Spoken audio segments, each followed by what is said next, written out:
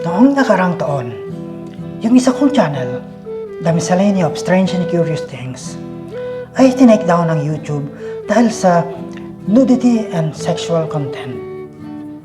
Tama yung narinig nyo. Masyado silang naseksihan sa mga historical ng mga kalansay at mamis sa aking mga video.